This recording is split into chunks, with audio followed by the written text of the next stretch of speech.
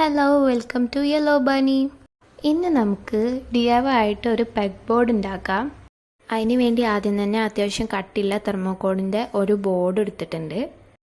കറക്റ്റായിട്ട് ഓട്ടകൾ ഇട്ട് കൊടുക്കാൻ വേണ്ടിയിട്ട് ഞാനിങ്ങനെ സ്കെയിൽ വെച്ച് വരച്ചു കൊടുത്തിട്ടുണ്ട്. എന്നിട്ട് ആ സ്ക്വയറിൻ്റെ ഒക്കെ നടുവിൽ പെൻസിലായിട്ട് ഇങ്ങനെ ഓട്ട ഇട്ട് കൊടുക്കുന്നുണ്ട്. ഇനി ഒരു വൈറ്റ് ചാർട്ട് എടുത്തിട്ടുണ്ട്. അതിലേക്ക് അതേ തെർമോക്കോളിൻ്റെ സൈസുകൾ അടയാളപ്പെടുത്തിയതിന് ശേഷം ഇതിൻ്റെ മുകളിലേക്ക് പശ വെച്ച് ഒട്ടിച്ചു കൊടുക്കുന്നുണ്ട്.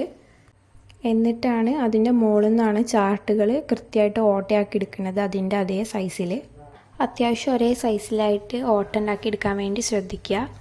ബാക്കിൽ ചാർട്ട് പശയായിട്ട് ഒട്ടിച്ചു നിൽക്കാത്തതുകൊണ്ട് ഞാൻ സെല്ലോ ടാപ്പ് വെച്ചിട്ടാണ് ഒട്ടിച്ചു കൊടുത്തിട്ടുള്ളത്.